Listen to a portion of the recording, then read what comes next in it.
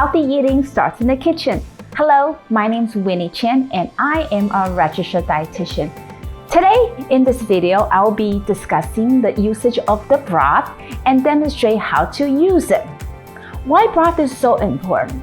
In my field, broth is very important for people who are on a puree diet because we need broths to make it more moist. And a lot of times, people like to buy canned broth, which usually is more expensive and it has a lot of sodium. So a more economical way to make a broth is make it yourself.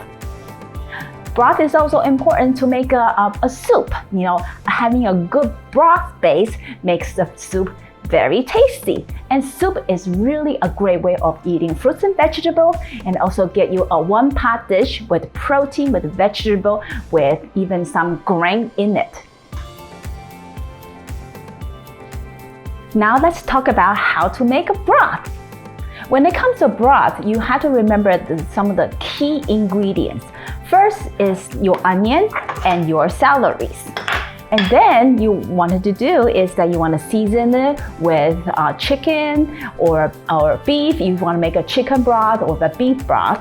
And then you probably want to add your herb and spices such as garlic, ginger, green onions, or cilantro, whatever you wanted to make the flavor more tasty. Now, if you want to make a broth just for pureeing purposes, actually, all you really need to do is just bring a pot of water into boil, throw in your onion, throw in your celeries, and then throw in your chicken and throw in your herbs, spices, and that's it. I don't like to make these vegetables too much of a smaller chunk because if you make it in big chunk, it's easier for you to take them out. If you want to make a soup for you to eat, then it's better for you to cut these onion and celeries into fine pieces. So today, I want to demonstrate how to make a basic broth for soup purposes. Now, when it comes to making a broth, first, we wanted to saute the vegetable. Again, the basic ingredients is onions, celeries, and carrots.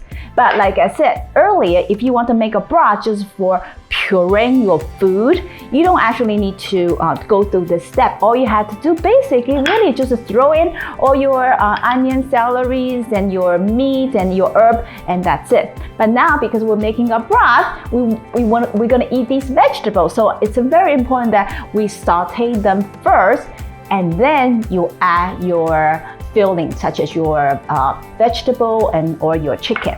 So let's go through the step here. It's very important because when I see people make soup, a lot of time people just throw in there, which like I said, is good for if you want to make a just simple broth for puree. But if you want to eat it, what I actually suggest people to do is you need to saute the vegetable first. So how do we saute them? Is first you want to heat up your pan and put a little bit of oil in there. And one is to heat up, and then you want to throw in your onions in there to let it cook. Now, once the pan has been heated, you don't want the heat to be too high because when the heat is too high, it actually burns the onion. So we want to turn it into a little bit of sort of low heat. All you want to do is just cook the onion, let it release its flavor so that the flavor will go to your soup. So we wanted to probably saute the onion maybe around like 3 to 4 minutes until it's nice and soft. Notice that when you make a salad and you eat the raw onions, it's actually kind of bitter and it's sour. But one thing magical about after it's cooking it, the onion actually tastes very sweet. So again, we're just gonna let it saute for a few minutes. Now once it's soft, then you can add your 2 other basic ingredients, which is what I said is the celeries, right? And we're gonna let it saute it. We're just gonna let it saute for, again, like 1 to 2 minutes. You sort of do a step 1, step 2, step 3. So after you have been sauteing for maybe another 2 minutes, then you can add your 3rd basic ingredient, which is the carrots. Why do you think I said that we need to saute the vegetable versus throw everything into the pot? Because it actually really makes the soup taste a lot better. So don't forget to, use these steps when you come to making your broth. So after it has been, sauteing for maybe another, 2 minutes or so, then you are ready to take these cooked vegetable and throw it in the pot of the boiling water. Okay, I think it's ready to go. It smells really good.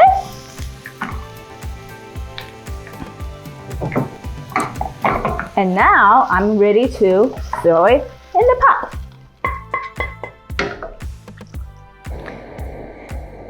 So if you want to put like a vegetarian soup, then this is time for you to add things like beans or things like lentil. I actually like lentil a lot because lentil cook a lot faster than beans. But again, you can add beans to it if you want. Now let's say if you want to make a traditional chicken broth, then you can certainly add your chicken in it. Then that becomes your chicken vegetable soup. So now we could add the chickens in here, okay? Now, obviously, if I am going to make a chicken soup, I probably want to chop these chicken into small pieces. But I actually have another use of these. I'm actually going to save these chicken to make a chicken salad later. So I'm going to just throw this for demonstration purposes. Now, after it has been boiled, then we're ready to add your herb and spices. So when it comes to herb and spices, I always say that you try to separate into different categories.